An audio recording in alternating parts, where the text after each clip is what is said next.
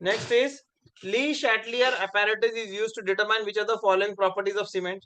मैंने आप लोगों को काफी डिटेल में कंक्रीट टेक्नोलॉजी पढ़ाया दोस्तों। ये आंसर एक्सपेक्टेड है आप लोगों से। आप लोग मुझे बताएं क्या इसका आंसर, बताओ आंसर क्या है, बताएं आप लोग इसका।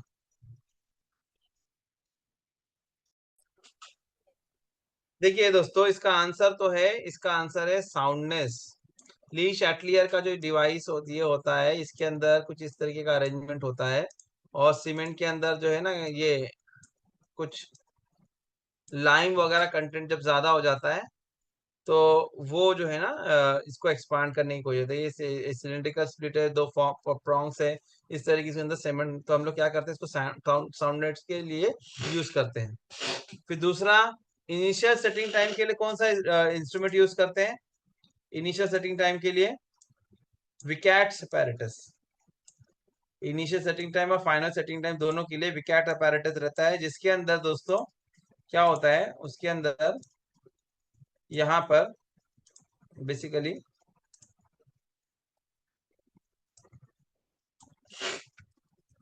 बेसिकली क्या होता है, इसमें से प्लंजर जाएगा नीचे, है कि नहीं, और सॉरी, और यहाँ पे अलग अलग जगह पे पेनिट्रेट करके देखते हैं। विकैट apparatus कुछ ऐसा अरेंजमेंट होता है जिसके अंदर ये ऐसा अरेंजमेंट रहता है, ये बेस है आपका, बराबर। तो नीडल ड्रॉप की जाती है अलग अलग जगह पे, और जब तक इसको रेजिस्टेंस ऑफर नहीं होने लगता, जब तक ये हार्ड होने नहीं लगे, रेजिस्टेंस ऑफर होगा नहीं, तो initial setting time, final setting time, ये दोनों के लिए आप इसको यूज करते हैं। इसके लिए initial setting time, final setting time के लिए आप क्या यूज करते हैं, क्या यूज करते हैं आप?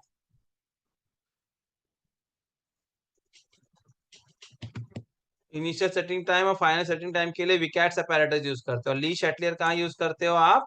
साउंडनेस ऑफ सीमेंट के लिए यूज करते हो। कंप्रेसिव स्ट्रेंथ के लिए तो आप जो है कंप्रेशन टेस्टिंग मशीन यूज करते हो। टेंसाइल स्ट्रेंथ अगर कोई चीज की टेस्ट करनी है तो ये तो सीमेंट की तो खैर हम लोग करते नहीं है, लेकिन अगर किसी चीज की करें तो यूनिवर्सल टेस्टिंग मशीन वगैरह की हम लोग करते हैं, है कि नहीं? तो ऑप्शन वन इसका हमारा करेक्ट आंसर है। नेक्स्ट क्वेश्चन है हमारा दोस्तों, quick lime mainly consist of. Quick lime में क्या होता है बेसिकली? कैल्शियम कार्बोनेट होता है, कैल्शियम बाइकार्बोनेट होता है, कैल्शियम ऑक्साइड होता है, कैल्शियम हाइड्रोक्साइड होता है। क्या होती है quick lime? What is mean by quick lime? Quick lime किसको कहते हैं हम लोग? तो ये हमारा नेक्स्ट क्वेश्चन है। Anybody, can anybody guess?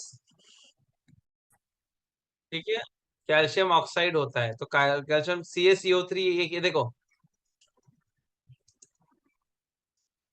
ये CaCO3, Ca2CO3, CaO, CaOH/2, तो कैल्शियम ऑक्साइड इसका आंसर होता है, कैल्शियम ऑक्साइड। ऑप्शन नंबर 3 इसका सही आंसर है। क्या है? ऑप्शन नंबर 3 सही आंसर है, calcium oxide. Next question, under ream piles. देखिए भी मैंने आप लोगों को सॉइल मैकेनिक्स मैंने आपको पढ़ाया, लेकिन पाइल वगैरह नहीं पढ़ाया, ठीक है? ठीक है, कोई बात नहीं, टाइप्स ऑफ पाइल्स वगैरह, ठीक है। तो under ream piles are generally what types of piles? Under ream piles are generally what types of piles? ठीक है, precast pile, bored cast institute, driven piles. देखिए ये कास्टिंग की, देखिए ये जो है ना, ये सब टेक्निक्स है पाइल बनाने की टेक्निक्स। एक है प्रीकास्ट। प्रीकास्ट का मतलब आप समझ जाते हैं क्या है? प्रीकास्ट का पाइल का मतलब क्या है? उसको पहले से कहीं पे आपने कास्ट किया है, पहले से आपने उसको क्या किया, कास्ट किया, और उसके बाद में आपने इसको लाके डाल दिया। ओके। दूसरा है बोर्ड कास्ट इंस्टीट्यूट, साइड पे ही आपने बोरिंग की और फ्रेश कंक्रीट डाल दिया, बोर्ड कास्ट इंस्टीट्यूट। तीसरा है ड्रिवन पाइल्स। ड्रिवन पाइल्स में क्या होता है, ड्राइव करते, जैसे कि ड्रिवन पाइल का एग्जांपल बताओ आपको, driven cast institute, sorry driven pile, sorry board, driven pile. Driven pile का मतलब ऐसा ही है जैसे कि एक दीवार में आप खीला मार रहे हो, तो हम लोग क्या कर रहे हैं, खीले को ड्राइव कर रहे हैं। तो यहाँ पर क्या होता है कि हम लोग डायरेक्ट एक सॉइल होती है उसी के ऊपर ना रख के उसको, जैसे कि दीवार पे नेल रखा और हैमर मार रहे, कोई कोई पहले से होल नहीं किया हमने, कोई पहले से हमने कोई होल नहीं किया, हम क्या कर रहे हैं, सॉइल को जहां पर भी ग्राउंड में जहाँ पाइलिंग करना है वहां पे सॉफ्ट सॉइल टाइप का कुछ होगी, वहां लेके जाके आपने पाइल को प्रीकास्ट जो आपकी पाइल होती है उसको रख देंगे, और ऊपर से जो इम्पैक्ट जैसे हथौड़ा मारते हैं ना नेल के ऊपर, वैसे उसको मारते जाएंगे, तो with each and every impact धीरे धीरे धीरे धीरे वो ड्राइव होती चले जाएगी, तो ड्रिवन पाइल। तो आपका आंसर यहाँ पे बोर्ड कास्ट इन सिटू, इसका आंसर, आपका आंसर क्या है, बोर्ड कास्ट इन सिटू। साइड पे ही बनाना पड़ता है उसको। ये देखिए दोस्तों, अंडर रिम पाइल्स में इस तरीके का कुछ बल्ब हुआ करता है, देखिए दिख रहा है अंडर रिम्स दिख रहे हैं, तो ये फील्ड में ही पॉसिबल है। कहाँ पे पॉसिबल है, फील्ड में ही मोस्टली पॉसिबल है, ठीक है। तो इसको फील्ड में ही हम लोग करते हैं, इसलिए इसका दिया है बोर्ड कास्ट इन सिटू। नेक्स्ट क्वेश्चन है हमारा सॉइल मैकेनिक्स से रिलेटेड है, सॉइल मैकेनिक्स से रिलेटेड हमने पढ़ा है, इसका आंसर आप लोग को देना है। The property of soil defined by water content at which it just begins to crumble, यानी कि उतना वाटर कंटेंट सॉइल में कि वो जस्ट अभी जो है ना 3 mm के धागे पे क्रम्बल होने लगे, it just begins to crumble when rolled into thread of 3 mm in diameter, 3 mm diameter का मिट्टी का हमने रोलिंग करा और वो जस्ट वो टूटने लगे, बिगिन टू क्रम्बल यानी कि टूटने लगे, तो उसको क्या कहते हैं, plastic limit, liquid limit, permeability या कंसिस्टेंसी लिमिट। एक ने आंसर दिया है प्लास्टिक लिमिट, दूसरा कौन बोलेगा, दूसरा क्या है बताए, कोई और बोलना चाहता है। अच्छा ये बता सकते हैं मुझे कि ये जो हमारे जो लिमिट्स हैं, ये जो लिमिट्स की हम बात कर रहे हैं, इनको कौन सी लिमिट बोलते हैं, क्या कहते हैं इसको हम लोग, ये जो हम लोग इस सॉइल के अलग अलग है ना, plastic limit, liquid, consistency limit, सब लिमिट्स, इसको कौन सा है, कौन सा लिमिट है ये, किसमें आपको ये मिलता है,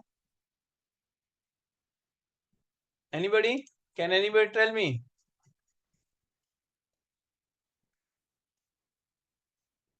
एटबर्ग्स लिमिट, याद रखो नाम यार, अभी एग्जाम में हमेशा यही सब पूछेगा, जरूरी नहीं कुछ अलग करके पूछेगा। एटरबर्ग्स, एटरबर्ग्स, ठीक है, एटरबर्ग्स लिमिट बोलते हैं, क्या बोलते हैं हम लोग इसको, ये सब लिमिट जो है प्लास्टिक लिमिट, लिक्विड लिमिट और श्रिंकेज लिमिट। देखिए यहाँ पे इन्होंने ना दो लिमिट को ना अपने से नाम देके बना दिया, परमेबिलिटी लिमिट करके कुछ नहीं होता, कंसिस्टेंसी लिमिट करके कुछ भी नहीं होता, ठीक है नहीं, होता क्या हमारा shrinkage limit, plastic limit and liquid limit, ठीक है। तो श्रिंकेज लिमिट क्या है, सॉइल का वो मॉइस्चर जहां से सॉइल अपना जो है ना, वो एक स्टेज जिसके आगे वो अपना शेप बदलना शुरू कर देती है, ठीक है नहीं, जो वो मॉइस्चर कंटेंट जब वो अपना शेप मतलब मोल्डेबिलिटी उसकी होनी शुरू हो जाती है, ठीक है, तो उसको हम लोग क्या कहते हैं, उसको हम लोग क्या कहते हैं, we call it as shrinkage limit, boundary, यानी कि बिल्कुल सॉलिड था, अब थोड़ा सा नरम होना शुरू हुआ, वो मॉइस्चर कंटेंट जहां से उसने अपना आकार बदलना, मोल्डेबिलिटी बढ़ाना शुरू किया, वो श्रिंकेज लिमिट। फिर बाद में आती है आपकी plastic limit, plastic limit, plastic limit में क्या होता है कि अब वो अपना आकार बदलना शुरू कर दिया, अब वो प्लास्टिक लिमिट में से जस्ट वो आगे जब जाएगा, वो थोड़ा सा फ्लो होने लगेगा, तो आ जाएगी लिक्विड लिमिट। तो shrinkage limit, plastic limit and liquid limit, ये तीन अलग अलग लिमिट्स हैं, एटरबर्ग्स लिमिट्स होती है। तो यहाँ पर क्या किया, property of soil defined by water content at which it just begins to crumble when rolled into thread of 3 mm is known as plastic limit, plastic limit इसका सही आंसर है, सही। ये देखिए दोस्तों, ये देखो ये प्लास्टिक लिमिट का एक्सपेरिमेंट ही है। देखिए मिट्टी है, मिट्टी को लेके क्या किया, एक पर्टिकुलर मॉइस्चर कंटेंट मिट्टी का था, क्या किया हमने, उसको हाथ से एक ग्लास की प्लेट के ऊपर रोल कर रहे हैं, आगे पीछे इस तरीके से उसको रोल किया जा रहा है, एक स्टेज पे ये थ्रेड के जैसा पतला लंबा बन जाता है, फिर बाद में जस्ट वो टूटने लगता है, तो वो जो लिमिट उस वक्त जो मॉइस्चर कंटेंट होता है that is called as plastic limit, है कि नहीं, उसको क्या कहते हैं हम लोग, प्लास्टिक लिमिट। देखिए अलग अलग जगह पे आप देख सकते हैं कि कुछ इस तरीके से डायग्राम देख रहे हैं, गेटिंग, इस तरीके से